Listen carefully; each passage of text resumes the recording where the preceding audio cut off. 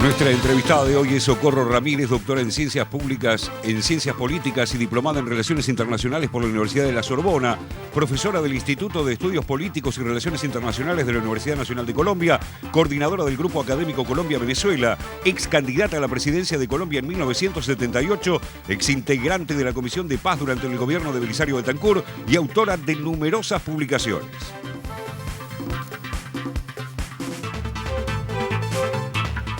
Profesora Socorro Ramírez desde Buenos Aires, José Nathanson la saluda, ¿cómo le va?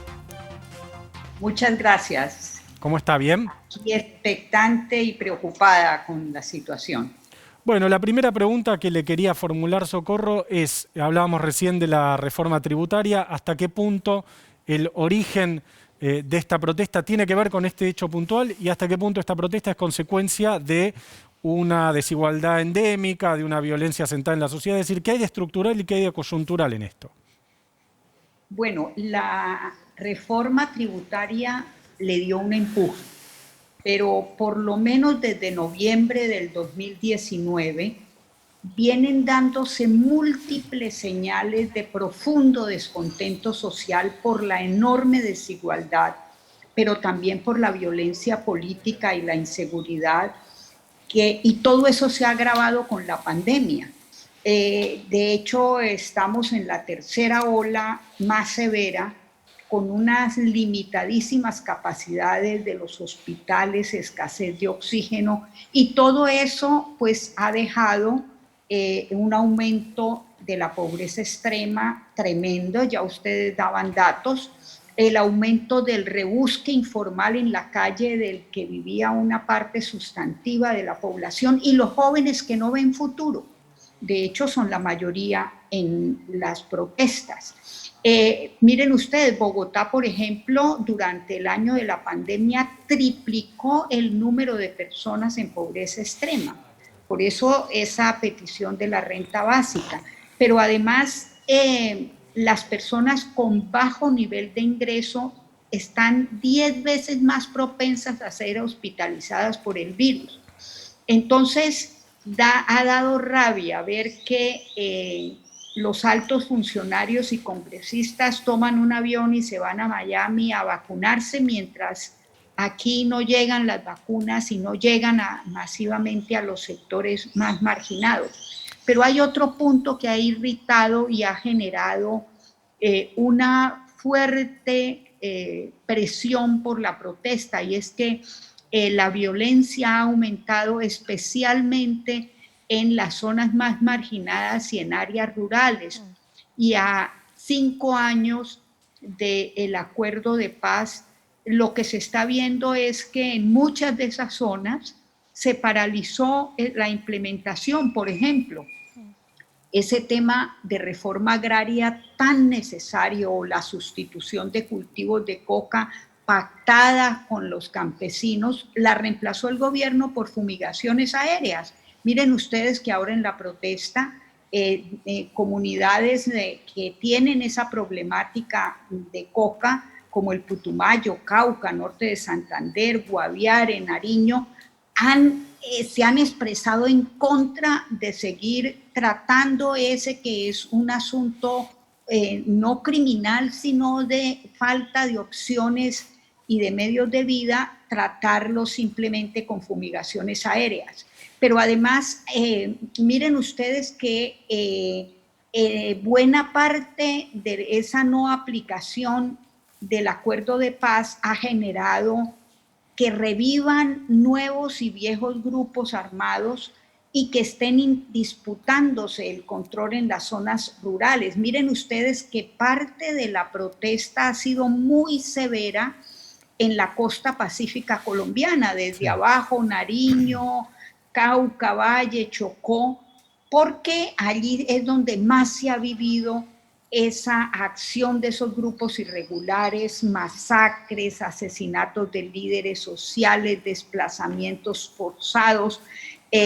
Todo eso, hay mucha gente, por ejemplo, del Pacífico Sur, que se va a Cali y los barrios empobrecidos en esa ciudad, que ha sido una de las que ha concentrado la mayor protesta, pues está mostrando una realidad que no ha visto ni ha asumido el gobierno. En el puerto de Buenaventura, en el Pacífico, por ejemplo, las protestas llevan meses y el gobierno simplemente manda ejército y policía. Pero resulta que toda esa población afrocolombiana está expuesta a asesinatos, a desplazamientos, y por eso en la protesta las ciudades más pequeñas, pero también las zonas rurales y las regiones afectadas por el conflicto al lado de las grandes capitales han tenido una capacidad de convocatoria y movilización Socorro, de muy diversos sectores desesperados. discúlpeme que la interrumpa, pero quería preguntarle justamente por eso, por el rol sobre todo de si hay un elemento distintivo comparativamente con las otras protestas, me refiero a las del 2019 y 2020, del sector rural, porque digo, hemos visto que en las protestas anteriores estaba muy focalizado en las ciudades, con el estudiante como actor principal, pero ¿qué pasa ahora con justamente los sectores campesinos en este ciclo de protestas? Bueno, justamente es el sector más afectado, sobre todo en las zonas donde no se implementó el acuerdo de paz que hubiera podido comenzar a revertir la situación grave de esas zonas. Por eso un componente importantísimo de las protestas no está solo en las grandes capitales, sino que se está viendo en zonas rurales y en zonas como la costa pacífica y zonas que en las fronteras donde se está viendo la desesperación de la situación ante la perspectiva de una falta de consideración y respuesta de parte del gobierno. Desafortunadamente, todo lo que estaba previsto de programas de desarrollo local y construcción de paz territorial fue paralizado, y eso de alguna manera, lejos de disminuir la inseguridad y de darle opciones de vida a estas poblaciones, les ha hecho pagar un costo demasiado alto, y se está viendo en este momento en los niveles de insatisfacción y de protesta. Profesora, este nivel de insatisfacción al que usted hace alusión y esta protesta también son un significado de que esos sectores no encuentran una representación política para expresarse, porque prácticamente venimos desde el gobierno de Álvaro Uribe con gobiernos que están en la misma línea, exministros de Uribe, como el caso de Santos, Iván Duque alineado también con Uribe. Parecería ser que hay una sola orientación que puede gobernar Colombia, y otros sectores que llegamos a esta situación de protesta muy fuerte, de sectores que evidentemente ven la realidad y las necesidades con otras prioridades, ¿no? Sin duda que la política no está dando espacio ni respuesta para procesar muchas de esas iniciativas. Es dramático que el Congreso de la República no ha avanzado en las reformas del Pacto de Paz de La Habana con las FARC, y eso ha represado posibilidades que hubieran acercado al Estado a la problemática de esas zonas y que hubieran comprometido a los partidos políticos en el Congreso en hacerle frente a esa serie de iniciativas.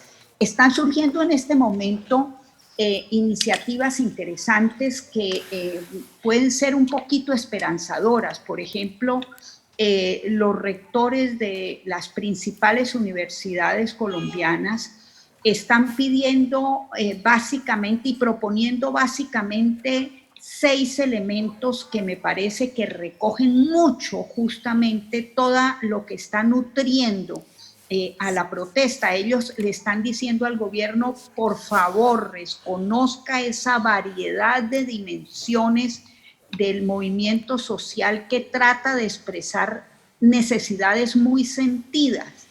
Y están diciéndole a las universidades públicas y privadas sirvamos de canal, ya que lo político no es el espacio que logra entender a la sociedad y tramitar sus demandas, a ver si desde la educación se puede generar y poner a disposición las capacidades académicas y los espacios de las universidades para que se avance en un diálogo que permita entender esa variedad de reclamos y que permitan que los distintos sectores institucionales y políticos entiendan esas demandas urgentes y estructurales que está planteando la protesta. Muchas gracias, Socorro, desde Colombia. Le agradecemos este contacto con la televisión pública. Vamos a volver a llamarla para seguir hablando de Colombia. Muchas gracias.